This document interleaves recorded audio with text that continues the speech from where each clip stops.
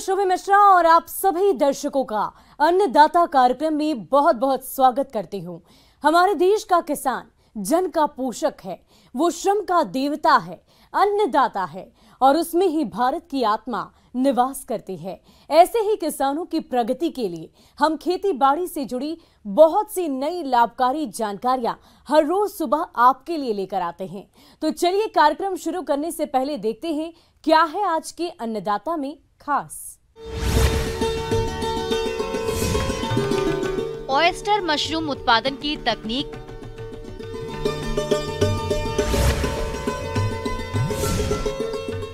गन्ना की खेती करके कमाए अधिक आय।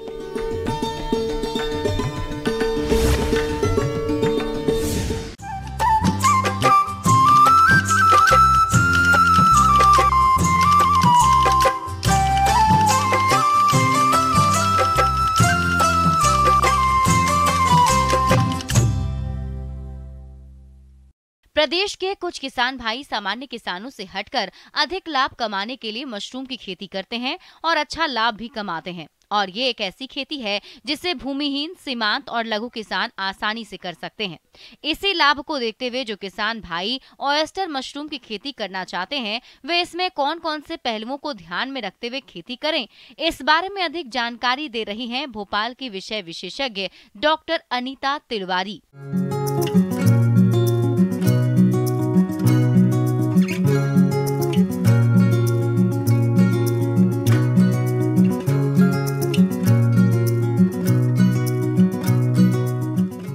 तो अभी हम आज का जो हम टॉपिक है, हमारे उन लोगों के लिए ये टॉपिक रखा गया है कि हम घर में कैसे आप मशरूम का कल्टीवेशन या मशरूम की खेती कर सकते हैं।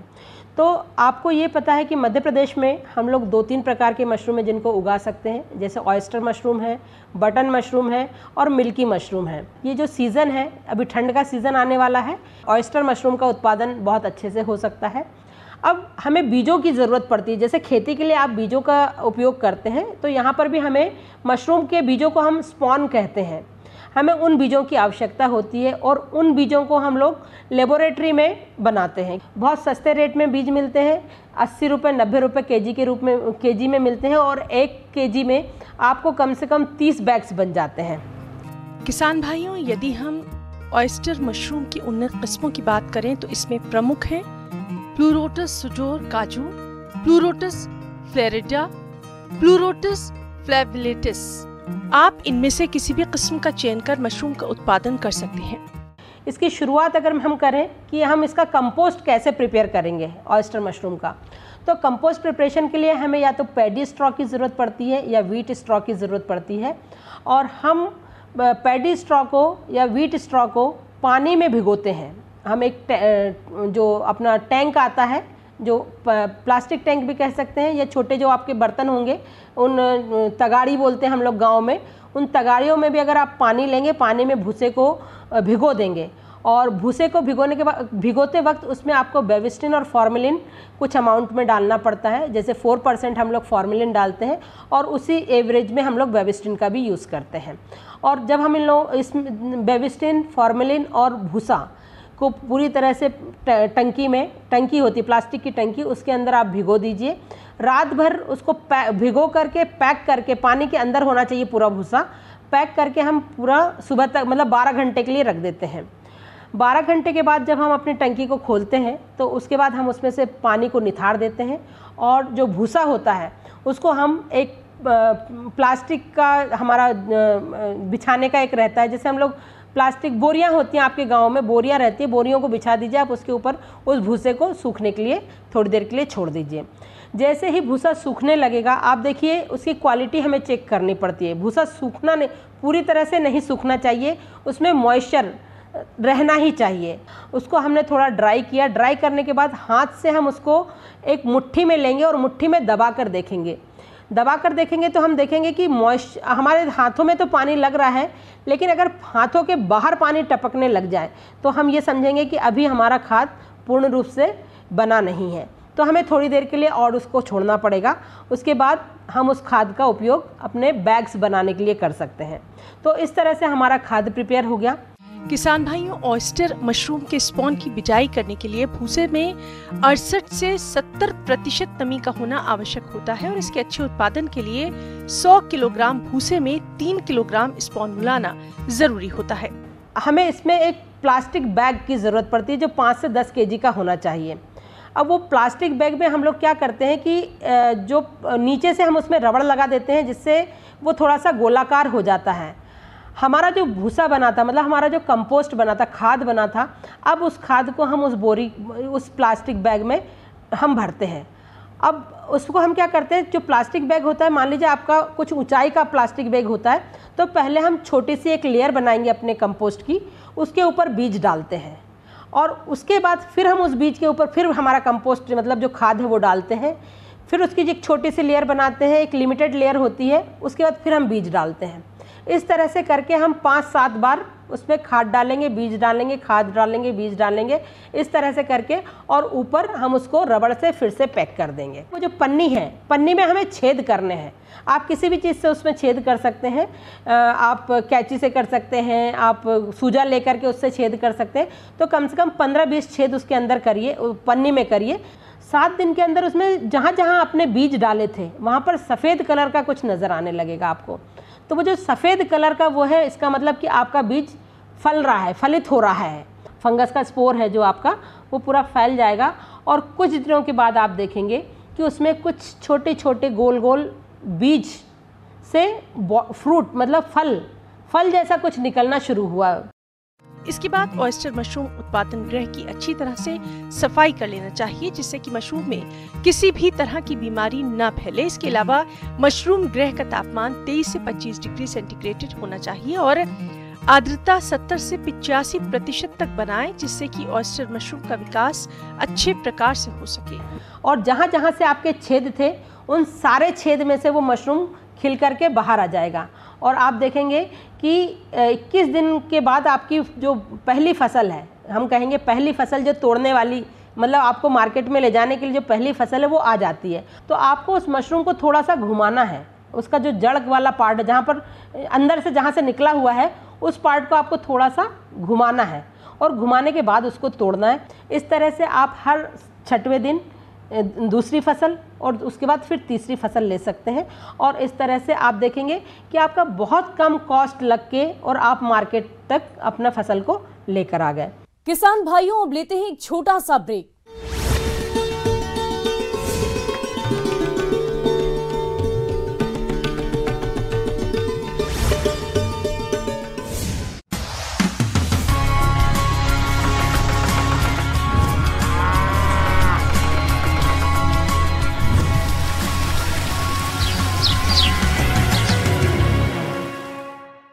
और ब्रेक के बाद आप सभी दर्शकों का अन्नदाता में एक बार फिर से स्वागत है।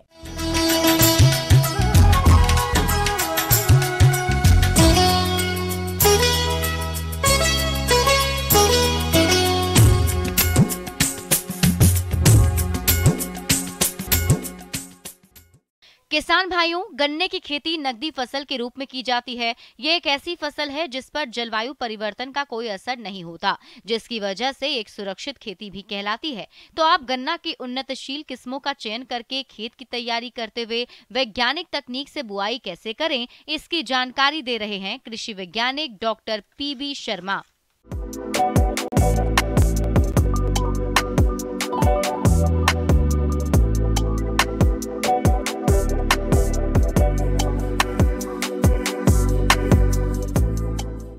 आज मैं आपसे गन्ने की बुआई के बारे में चर्चा करूंगा। गन्ने की बुआई का जो सबसे अच्छा समय है वो आ रहा है, नज़दीक आ रहा है। अक्टूबर-नवंबर महीने में जब गन्ने की बुआई की जाती है तो ये उसके लिए सबसे अच्छा समय माना जाता है।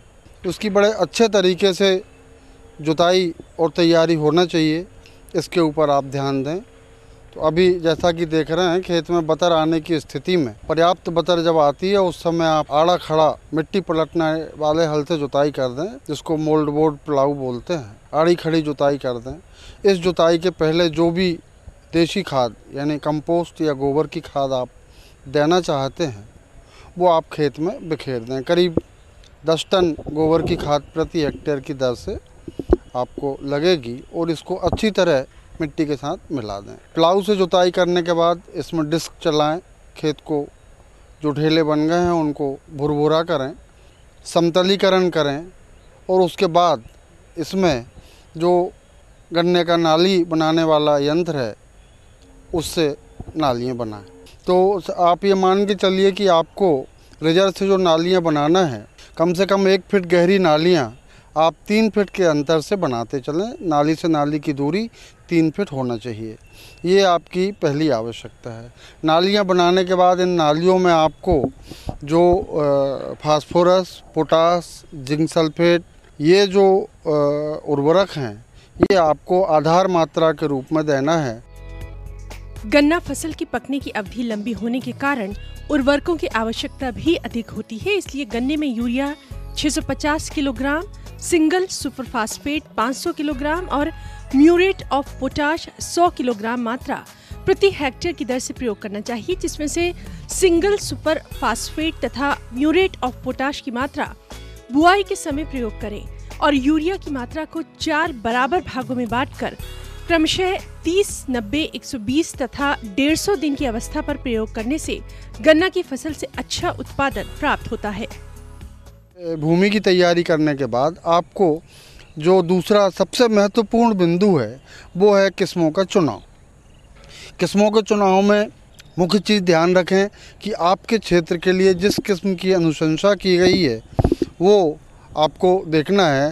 जैसे सामान्य तौर पर जो जल्दी पकने वाली जातियाँ हैं उनमें कोजे 64, कोसी 671, को जवाहर 86, 572 या 86, 141, ये काफ़ी अच्छी पैदावार वाली किस्में हैं और मध्यम अवधि की किस्में ले रहे हैं तो उस हिसाब से आपको को जे 86, 600 या 86, 032 इन किस्मों का चुनाव करें। गन्ना भी अच्छा है और इनमें शक्कर का प्रतिशत भी अच्छा है। गन्ना बीज की मात्रा बुआई पद्धति, कतार से कतार की दूरी एवं गन्ने की मोटाई के आधार पर ही निर्भर करती है। सामान्यतः गन्ना की बुआई के लिए 2 से 3 आंख वाले टुकड़ों की 75 से 80 क्विंटल प्रति हेक्टेयर बीज की जरूरत होती है। किस्मों के चुनाव के बाद आप ये देखें कि या तो प्रमाणित बीज लें, यदि किसान से किसान आप बीज लेते हैं तो आप देखिएगा कि फसल की जो उम्र है जिसमें से बीज लिया जाना है वो 10 से 11 माह की हो, ज़्यादा से ज़्यादा। उससे ज़्यादा 12, 13, 14 माह की फसल के गन्ने लेते हैं बीज के रूप में तो इनमें अंकुरण का जो प्रतिशत है वो गिर जाता है। इस प्रकार से गन्ने के बीज का चयन करें। बीज का चुनाव करने के बाद जब आप खेत में फसल बुआई करने के लिए, गन्ना लगाने के लिए जाते हैं तो गन्ने के गडेरियों में टुकड़े बनाना है। एक गडेरी 2 से 3 आंख की होना चाहिए। इससे बड़ी गडेरी में आपको अच्छा अंकुरण नहीं मिलता है।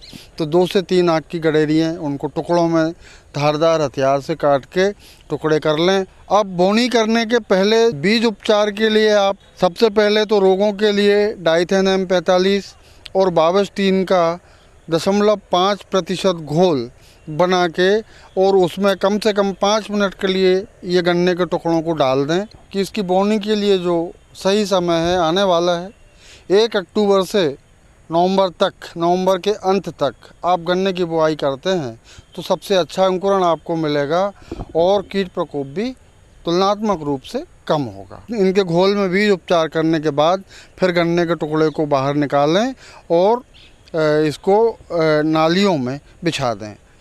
एक गडेरी से दूसरे गडेरी का जो कोना है, सिरा जो है वो मिला के बिछाते चलें। वो बिछाने के बाद इनको धीरे से दबा दें ताकि 2-3 इंच नीचे गहराई में गन्ना चला जाए। ये इसकी मुख्य तैयारी होती है गन्ने की। बुआई के बाद नालियों में पानी देते हैं, हल्का पानी देंगे आप अभी। आगे और भी है खेती बाड़ी से जुड़ी बहुत सी रोचक जानकारियां। कहीं नहीं जाइएगा, रुकेंगे एक छोटे से ब्रेक के लिए।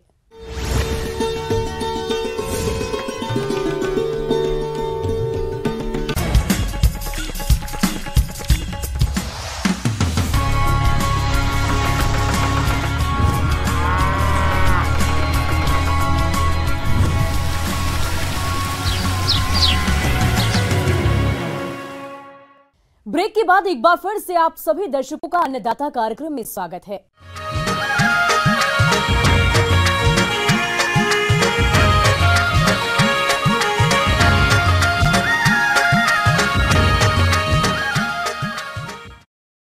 हमारे देश के जो किसान भाई सोयाबीन की खेती कर रहे हैं, उनकी फसल बुआई के अनुसार पुष्पन और फली बनने की अलग अलग अवस्था लिए खेतों में खड़ी है और इस समय फसल में कीट और रोगों का प्रकोप दिखाई दे रहा है। तो आप अधिक उपज लेने के लिए कीट रोग नियंत्रण किस तरह से करें, इस बारे में जानकारी के लिए मिलते हैं भोपाल की विषय विशेषज्ञ डॉक्टर अनीता तिलवारी से।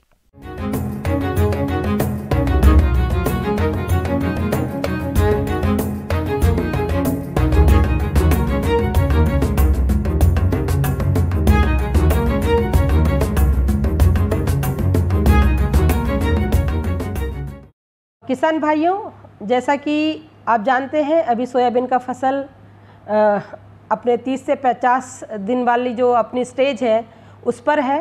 कहना चाहिए ये वेजिटेटिव स्टेज में है। हम कहते हैं बढ़वार जो उसका अभी होने वाला है। इस समय बहुत सारे रोग इसमें लगते हैं, बहुत सारे कीट इसमें अटैक करते हैं और उनके अटैक से हमारी फसल को बहुत नुकसान होता है। जैसा कि आप सभी जानते हैं कि सोयाबीन की फसल को सबसे अधिक नुकसान कीट और रोगों के प्रकोप से होता है। यदि आपने समय रहते इसका नियंत्रण नहीं किया तो सोयाबीन के उत्पादन में भारी कमी आ जाती है। इसलिए आप इनकी पहचान कर समय रहते नियंत्रण जरूर करें। तो इसमें बहुत सारे ऐसे कीट हैं जो बीजों को या फलों को चबाने वाले होते हैं, जिससे हमारे फूलों और फलों को बहुत नुकसान पहुंचता है। जैसे हम कहते हैं तंबाकू इल्ली सेमिलू पर होता है, इसमें चने की इल्ली होती है। ये कीट बेसिकली हमारी पूरी फसल को इतना नुकसान पहुंचाते हैं कि उसमें जो पत्तियां हैं उनका या तो कलर बदल जाता है या फिर उसमें से जो जालीदार हो जाती हैं, उसके जो पूरे जो शेप होता है हमारी पत्तियों का वो बिगड़ जाता है और हमारी फसल को जो उसकी बढ़ोतरी होने वाली होती है उसको बहुत नुकसान पहुंचता है। जैविक नियंत्रण में हम लोग ये कह सकते हैं, जैसे हमारे जो कीट हैं, इल्लियाँ हैं, इनको नियंत्रण करने के लिए हम लोग फेरोमोन स्ट्रिप्स आते हैं, वो हमारे खेत में 8-10 स्ट्रिप्स लगा सकते हैं, जो आप किसान भाई खुद ही इसको प्रिपेयर कर सकते हैं घर में। प्रकाश प्रपंच के थ्रू हम लोग उसको यूज़ करके इन कीटों को भगा सकते हैं, दूर कर सकते हैं या किल कर उनको नष्ट कर सकते हैं। अगर मान लीजिए फिर भी आपको ऐसा लगता है कि हम इन कीटों को नष्ट नहीं कर पा रहे हैं और वो आपकी फसल को पूर्ण रूप से नष्ट कर रहे हैं आपकी फसल को, तो हम फिर अपना रासायनिक जो कीटनाशक है उस पर हम लोग जाते हैं। इमेमेक्टिन बेंजोएट है जो 5% Hg होता है। ये एक बहुत अच्छा इंसेक्टिसाइड होता है और हम इसको 80 ग्राम्स 150 ml वाटर में डालते हैं, जो हम मिक्सचर बना रहे हैं उसमें डालते हैं। तो इस तरह से आप अपनी फसलों में इस घोल का छिड़काव करें और छिड़काव करने के बाद में आप देखेंगे 3 से 5 दिन के बीच में आपको इसका फर्क नजर आने लगेगा। सोयाबीन में गेरुआ रोग ये एक फफूंद जनित रोग है जिसका प्रकोप फूल बनने की अवस्था में ही देखा गया है। रोग के कारण पौधों पर छोटे छोटे सुई के नोक के आकार के मटमैले भूरे और लाल भूरे सतह पर उभरे हुए धब्बे दिखते हैं। इन धब्बों के आसपास का हिस्सा पीला होता है। धब्बे पहले पत्तियों के निचली सतह पर आते हैं, बाद में ये धब्बे गहरे भूरे काले रंग के हो जाते हैं।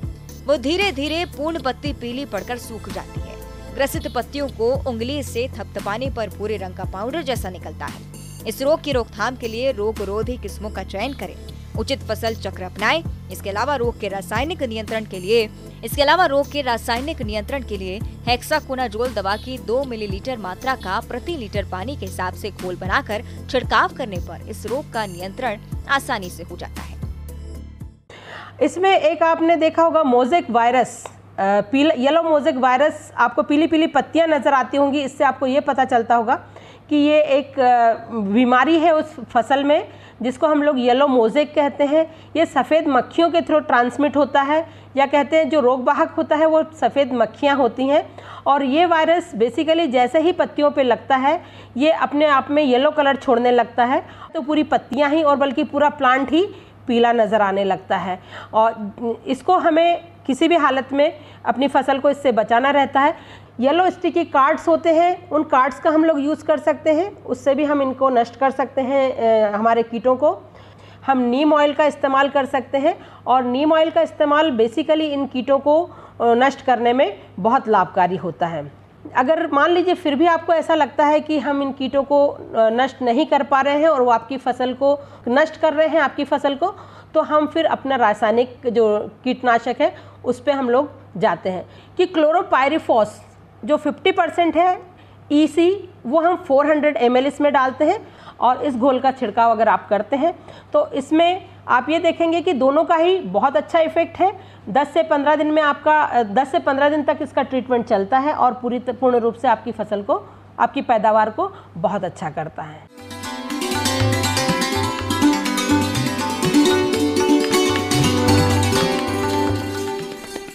आइए जानते हैं अन्नदाता निःशुल्क फोन के माध्यम से पूछे गए समस्याओं का समाधान।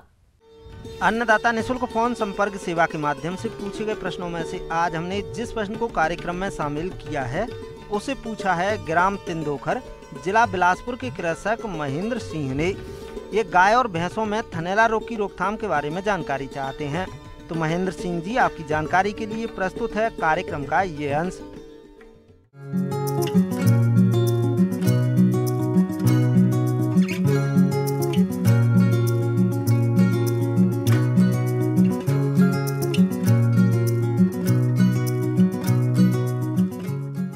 दुधारू पशुओं में होने वाले एक महत्वपूर्ण बीमारी थनैला या मास्टाइटिस के बारे में बताने जा रहा हूँ। देखिए, थनैला एक इस प्रकार का रोग है जिसमें कि पशु के जो अडर है या इसको कहें ओंगरी कहें, उसमें सूजन डेवलप हो जाती है और उस सूजन की कई वजह होती हैं। थनैला रोग बैक्टीरिया या जीवाणु की वजह से होता है। इसके अलावा अन्य रोगाणु जैसे विषाणु, कवक, माइक्रोप्लाज्मा इत्यादि भी ये रोग उत्पन्न करते हैं। बैक्टीरिया पशु जहां रहते हैं वहां पर गंदगी की वजह से या फिर कभी-कभी दूध निकालने वाले हाथों में जीवाणु की उपस्थिति की वजह से फैलता है। आमतौर पर दूध में तथा थनों के अंदर कोई जीवाणु नहीं पाया जाता, लेकिन कुछ कारणों से जीवाणु थन में प्रवेश करते हैं और ये रोग उत्पन्न करते हैं। थन को लगातार ऑब्जर्व करते रहना चाहिए कि इसमें कहीं कोई सूजन कड़ापन तो डेवलप नहीं हो रहा है। सूजन की वजह से ये होता है कि हमारे जो दूध है वो दूध की क्वालिटी ख़राब होने लगती है, दूध में छितड़े से आने लगते हैं, कहना चाहिए हल्का सा फटने जैसा लगता है प्रारंभिक अवस्था में। जब उसके बाद भी ध्यान नहीं अगर दिया जाता है तो उसमें हल्का सा ब्लड भी आने लगता है। और इस बीमारी की वजह से क्या होता है कि धीरे धीरे हमारा थन जो है उसमें कड़ापन या टाइटनेस डेवलप हो जाती है और कुछ समय पश्चात हमारा थन बेकार हो जाता है, मतलब उससे दूध आना बंद हो जाता है। किसान भाई इस पर गौर नहीं करते हैं तो दूसरा थन खराब होता है, फिर जो अडर है उसकी एक साइड पूरी खराब हो जाती है और फिर भी ध्यान नहीं दिया गया तो कई बार पूरे पशु के चारों थन भी खराब हो जाते हैं। थनैला रोग दुधारू पशुओं में खासकर गाय और भैंस के थन में होने वाला एक घातक रोग है जो कि बैक्टीरिया या जीवाणु की वजह से फैलता है। अगर रोग के शुरुआती लक्षण को पहचान कर इसका इलाज नहीं किया जाए तो ये थनों को खराब करके पशु के दूध को सुखा देता है। इस रोग की वजह से पशु मरते नहीं लेकिन थन हमेशा के लिए बेकार हो जाते हैं। वहीं ज्यादातर पशुपालक थनैला रोग के शुरुआती लक्षणों को देखकर इस रोग का अनुमान नहीं लगा पाते और वो इलाज में लापरवाही कर देते हैं। तो इसके लिए क्या करना है कि अपने को कुछ विशेष चीज़ों का ध्यान रखना है। उन विशेष चीज़ों में सबसे पहली और महत्वपूर्ण बात तो ये है कि हमारे पशु के जो अडर का हेल्थ है या अडर का जो स्वास्थ्य है उसके बारे में किसान भाइयों को थोड़ा सा जागरूक होना पड़ेगा। अगर अपन शुरुआत से देखें तो सबसे पहला और महत्वपूर्ण काम तो ये है कि हमारे पशु का जो अडर है उसको हमें यथासंभव चोट से बचाना है। दूध निकालने वाले व्यक्ति का हाथ अच्छी तरह से साफ होना चाहिए। थन से दूध पूर्ण हाथ विधि से निकालना चाहिए। इस बात पर विशेष ध्यान देना चाहिए कि थन में दूध छूटे नहीं। दूध निकालने के बाद पशु आमतौर पर थक जाते हैं और तुरंत बैठ जाते हैं। हालांकि दुग्ध नलिकाओं को बंद होने में लगभग 15 मिनट का वक्त लगता है। ऐसे में पशुपालक दोहने के बाद पशु को 15 मिनट तक जमीन पर बैठने न दें, तो इससे भी ये रोग होने की संभावना कम हो जाती है। स्वस्थ पशुओं को रोगी पशुओं से अलग रखना चाहिए। दूध निकालने से पहले थन एवं अयन को साफ पानी से धोना चाहिए। दूध की पहली धार को जांच लें। सामान्य होने पर ही बाल्टी में दूध निकालें। हर रोज दूध निकालने के बाद थनों को पोटेशियम परमैंगनेट अथवा लाल दवा मिश्रित पानी के घोल से धोना चाहिए। बेहतर होगा यदि लाल दवा युक्त घोल में चारों थनों को 1-1 मिनट के लिए बारी बारी से डुबाएं। सामान्यतः रिकमेंडेशन ये रहती है कि दूध दोहने का जो स्थान है वो सूखा और क्लीन रहना चाहिए। तो पशु के दूध दोहने से पहले हमको पशु के जो बंधने का स्थान है उसको बहुत अच्छी तरह झाड़ू से साफ कर देना चाहिए। धूल वगैरह बिल्कुल नहीं होनी चाहिए, गीलापन नहीं होना चाहिए। उसके बाद ही दूध दोहन का कार्य करना चाहिए। या कई बार कहीं खड़ा है तो किसी बांध से अगर उसमें हल्का सा भी कट लग जाए थन में तो उससे क्या होता है कि सूजन डेवलप होने लगती है। जब सूजन डेवलप होने लगती है तो उस समय पशुपालक को चेत जाना चाहिए, मतलब उस समय अलर्ट हो जाना चाहिए और हमें ऐसे पशु को सबसे पहले तो एंटीबायोटिक मल्लम या लोशन लगाना चाहिए और उसके बाद में सूजन तो जो मल्लम रहता है, लोशन रहता है, उससे पटक जाती है और कई बार सुपरफिशियल अगर घाव रहता है ऊपर की सतह पे तो वो भी भर जाता है और कोई ऐसी दिक्कत नहीं आती।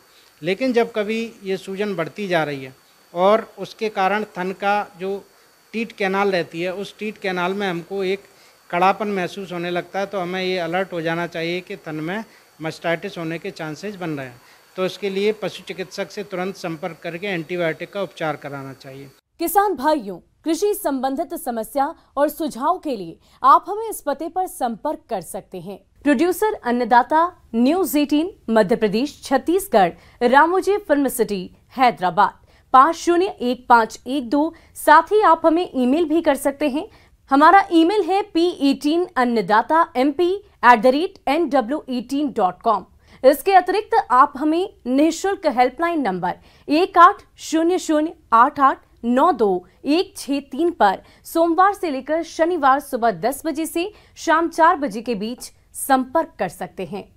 और अब समय हो रहा है आपसे विदा लेने का। कल फिर होगी मुलाकात कृषि से जुड़ी महत्वपूर्ण जानकारियों के साथ। नमस्कार।